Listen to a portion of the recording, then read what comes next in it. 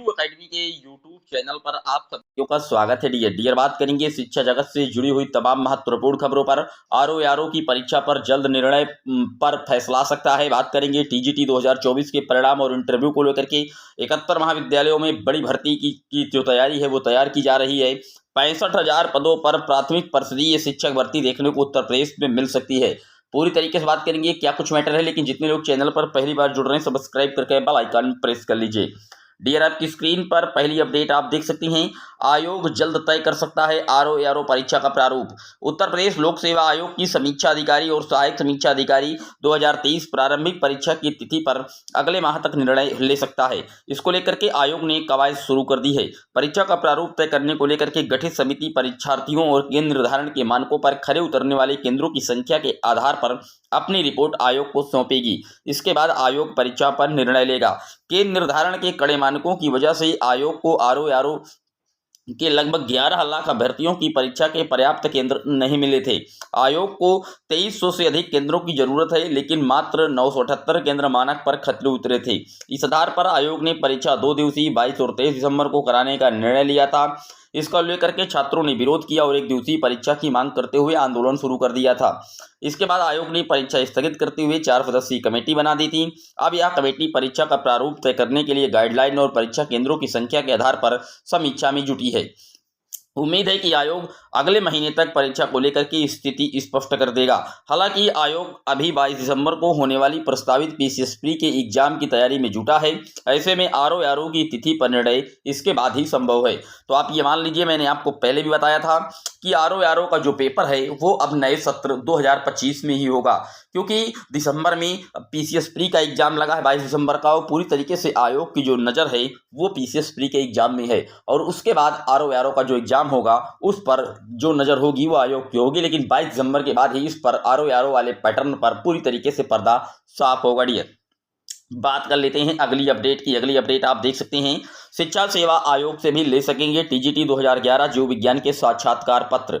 कल आपने देखा कि 2011-14 का जो रिजल्ट है वो जारी किया गया। यहाँ पर आप देख सकते हैं उत्तर प्रदेश शिक्षा सेवा चयन आयोग को आखिरकार कितना साल लंबा समय लग गया, 14 साल लग गया इस रिजल्ट को निकालने में। उत्तर प्रदेश शिक्षा सेवा चयन आयोग ने 2011 की प्रशिक्षित स्नातक शिक्षक टीजीटी विज्ञान विषय में भर्ती के लिए 29 नवंबर को सुबह 9 बजे से साक्षात्कार कराएगा। तो आप देख सकते हैं, आप अपना जो अगर आप इसमें सेलेक्ट हुए हैं 164 अभ्यर्थियों का सिलेक्शन हुआ है, साक्षात्कार 29 नवंबर को होगा। तो आप अपना जो इंटरव्यू लेटर है वो नए शिक्षा सेवा चयन आयोग से भी प्राप्त कर सकते हैं। यहाँ पर ये जानकारी बताई गई है। हालांकि टीजीटी 2016 की भर्ती के शेष रह गए थे 8 पदों के। आयोग हाईकोर्ट के निर्देश के क्रम में 28 नवंबर को उसके साथ ही यहाँ पर भी उसका भी जो इंटरव्यू है वो करवाएगा। डियर बात कर लेते हैं अगली अपडेट की। अगली अपडेट आप देख सकते हैं, आधुनिक सुविधा संपन्न होंगे 65,000 परिषदीय स्कूल। दरअसल मामला उत्तर प्रदेश की राजधानी लखनऊ से प्रकाशित है।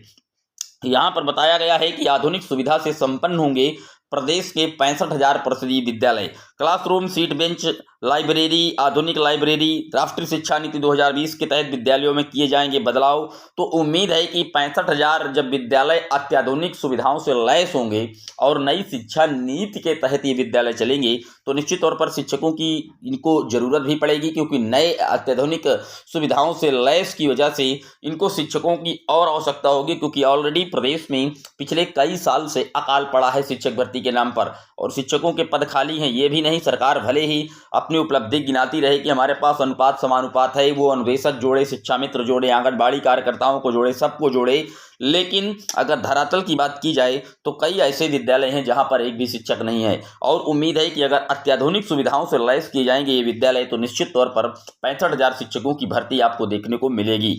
प्रदेश के 65,000 से अधिक परिषदीय विद्यालयों के सैकड़ों छात्रों को अगले कुछ वर्षों में सभी आवश्यक और अत्याधुनिक सुविधाएं मिलेगी। इन विद्यालयों में पठन पाठन के लिए classroom, seat bench, smart class library, kitchen canteen के साथ ही साफ शौचालय व पेयजल आदि की सुविधाएं भी दी जाएंगी। इससे बच्चों के पठन पाठन के स्तर में बदलाव आएगा। नई शिक्षा नीति के तहत ये सारे कदम उठाए जा रहे हैं और इसके बाद निश्चित तौर पर जो शिक्षक भर्तियां हैं 65,000 पदों पर वो देखने को मिल सकती हैं। डियर बात कर लेते हैं अगली अपडेट की। अगली अपडेट आप देख सकते हैं, प्रदेश को मिलेंगे 71 नए राजकीय डिग्री कॉलेज।